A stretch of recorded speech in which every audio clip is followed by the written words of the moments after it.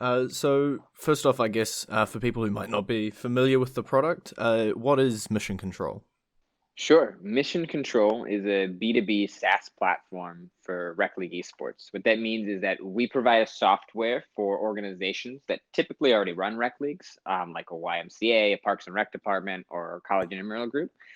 We provide software for them to uh, run these leagues, but instead of it being for baseball or basketball or something like that, we help them run rec leagues for esports like FIFA or Fortnite. I see from the website you guys support quite a few different games. Is there a personal favorite you have that you like jamming? I mean, like pretty much the rest of the world, I've been on Warzone quite a bit recently. But I would say my personal all-time favorite game is Civilization. We'll go with Civ 6 as the most recent one, but love strategy games. Could do a nice quick 36-hour game. No, any day, any day. Yeah, quick is never really the adjective of choice when talking about those. No, no, not with Civ, but no, I love it. I love Civ games. So you guys just recently partnered with Special Olympics New York and Oregon. How did that partnership come about? Yeah, you know what, I'm trying to think of where uh, it naturally came about. I believe the Special Olympics of New York reached out to us through our website just out of interest. They heard about us through the grapevine and were looking for rec league esports themselves. I believe this Special Olympics of Oregon, which are right about the same time, just out of chance, was also looking for something to do in the esports space, connected with one of our advisors, Rebecca Longoa, up in Minneapolis, and she connected them with us. So both happened right about the same time. It was a really natural partnership, and both were, just looking to innovate in this space of esports for their athletes. And we're the right fit given our focus on community building and social experience. And so you guys are helping them run, I believe, Rocket League events. Right. They're specifically focusing on Rocket League right now, 2v2 matches through the Unified Sports organization. And what we focus on is just building rec leagues. So, these two-person teams are playing, once a week throughout the summer. So this rec league, something like 7 o'clock every Tuesday, for example, is when they'd have a game, and they play a new team every week. And then at the end of the 8-week season or so, they'll have a couple of playoff games just like you would in any other rec league experience. The main point not being the competition and like winning these leagues, it's the main point is having a good social and community building experience. Yeah, because I noticed that was quite the selling point from the website, is you guys sort of separate away from that hard competitive side, and it is about community and having fun. Is that what sort of drove you guys to create the platform? Yeah, absolutely. I mean, you can like traditional sports is a great example for all of this. My first job out of college was working for a venture capital firm called Stadia Ventures, and Stadia focuses on both sports and esports, but early stage technology. And you because of that, I can draw a lot of different conclusions between sports and esports. And one of those things is that sports has a very large amount of traditional players who are playing. There's 68 million individuals who play team-based sports in the United States, and that sports overview is built over four different categories, you might say. So you have pros way at the top, then you have amateurs playing minor leagues, then you have like varsity play both at the college and the high school level, and then underneath that you have recreational play. And the thing is, the grand majority of those 68 million individuals in the United States, at least, is what that number is for, are playing team-based sports at the rec level, at their local YMCA, Parks and Rec, or just in a summer beer league. And the thing is that esports is built the same way. There's 103 million individuals in the United States who play multiplayer video games, and the same thing is true. Only a small portion of these individuals are playing pro or amateur or even varsity at their college or high school, and the largest portion is rec. And that's true for traditional sports and esports. However, esports didn't have a structure built for rec. It doesn't have a place where rec players can easily go and then have a nice social casual experience with their friends. And I realized that, and that's why my co-founder and I built Mission Control. Uh, You guys talk as well there a little bit about that varsity stuff, because I know you guys have also partnered with a bunch of universities as well. So how are those partnerships going? Yeah, those partnerships are some of the most exciting. And you might look at it specifically where we play at a university is specifically on, again, the rec side as compared to what you might see as their varsity team. Um, my alma mater, St. Louis University, has an NCAA team, and they might have 10 players on that basketball team, who get to play, these in giant games, giant arenas. They have a huge following, and it's a really big deal. But at the same time, St. Louis University has a rec department that offers winter basketball, and there's like 200 teams that sign up for that. 200 teams of 5+ people. Um, that recreational portion, there's a lot of people who want to play basketball, but there's only 10 people who actually play for the team at this 15,000 person individual university. And my point is saying that there's a lot of people who like to play rec, and for esports, that's what we do: is we handle the software to manage the play for those 200 teams of people, rather than just the 10 players who are playing varsity. The varsity is still important. It's still really cool. It's still going to blow up, and there's great companies out there that are going to help with that. Our focus is on the rec side, though. What's it like, being a part of a tool like this, and then you look at it and you're going, we're helping places like universities, or even we're helping Special Olympics and stuff like that. There's got to be some sort of feel goods there.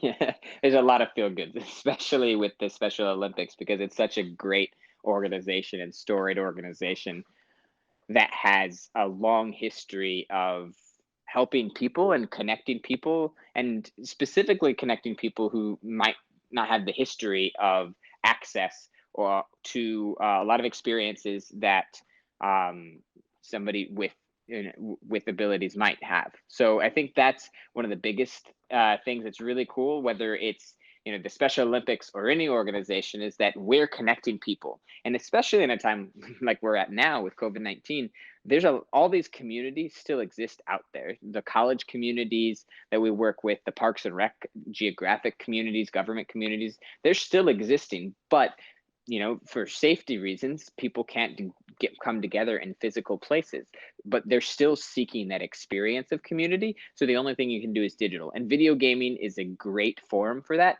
We just happen to be one who can help structure it. And especially in a time like this, we felt like we've done a lot of good in being able to connect people together and make their days a little bit brighter. Yeah, so you mentioned COVID there. In the current world situation, from all the way at the top to the pros, all the way down to the rec side, everything is shifting online, as you say, because of safety. Do you think that's something maybe down at the rec side that we're going to see a lot more of permanently after we clear this situation? I think you're getting onto something that's pretty big there. I think there's two effects here that you'll see. One is that a lot of rec departments, due to the necessity of only having digital options, will initiate esports for the first time. And that's really exciting, because for a lot of people in your local communities, your local rec department is going to offer esports as something to do with your friends, as an amenity in your community. And I don't think that will ever go away. I think that will be something that will be a staple of communities. It'll be a staple going forward. And that's really exciting, because this pushed them to do that thing, because it's the only thing they can focus on right now. I do think that it also is making them very comfortable with being digitally focused, and especially just making it possible for people to focus digitally, I think, is a big thing. I don't think it will necessarily mean that there will be a large shift to digital pieces, especially for rec, maybe for competitive, or I'm not exactly sure of what that might look like. But I know that the rec piece is gathering communities, and a lot of these rec individuals and people in general enjoy the in-person aspect. And when that's safe again, I could see that coming back in a decent way. But I think, at least in the general sense, people, getting over the line and pushing esports for the first time will be a major effect of this experience, and I'm excited for that. Yeah, so in my 9 to 5, I do software development, and we work a lot on digital transformations for companies. And one of the things that we have a lot of trouble with sometimes is explaining to the layman's company what what we're actually trying to get across to them. Do you have that a lot when you're trying to contact these sort of parks and rec places and being like, this is what esports is? There's certainly a lot of barriers there, because it's not something a lot of these rec directors have experienced. Now, some of them are really excited about esports and have a lot of experience in the area, and that's fun too. But no, it's definitely something that we have a lot of discussions about, and it's also what we say is one of the specialty pieces of our product is that this is built for you to not have to know anything about esports. You don't have to know the details here because we collect the data for you that informs what you should do next. Like, hey, what games do people like? Well, if it says everybody likes Fortnite, you should start a Fortnite league. Like those connects the dots. That we connect the dots for you there, and then we automate pretty much everything after that. Meaning, it's very much something that anybody with very little esports or to none to zero esport experience could jump on and take care of, which is the exciting accessibility part of it.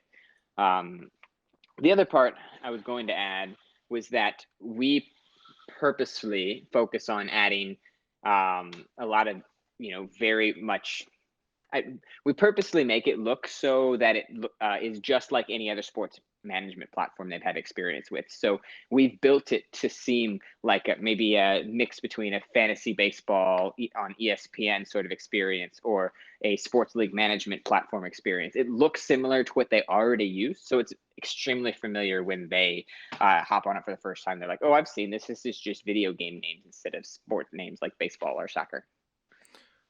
And so you got Parks and Rec stuff, you got universities, you got Special Olympics. What's next for Mission Control? Yeah, we've got a lot of exciting groups that we're working with. The rec area is what we're most interested in, obviously, and that means parks and rec departments. That means college rec departments. That means corporate rec departments, people that are focused on amenities. Beyond that, there's just a lot of exciting ways that we can go, all focused on rec and casual gaming. We don't want to be in the competitive areas. We think there's a lot of cool companies in the space that are doing cool things and we want to support them, but we can be the first step of that funnel saying, hey, this is where the casual gamers go. And hey, if you want a little bit more, we can point you to the other really cool competitive areas. We think there's a long way we can go to improve the rec side. Whether it's just creating bigger exposure or adding some cool features that are the best features for rec gamers. But that's what the future really looks like for us. And there's a long way to go. And that's what we're focused on. If there's anything else that I've missed that you want to mention about Mission Control or any of these partnerships, feel free to throw it in. Sure. No, I can't say that there's anything super exciting, or super detailed that I missed right now. We've also worked with GameStop in the past couple months where we did a test with them where they want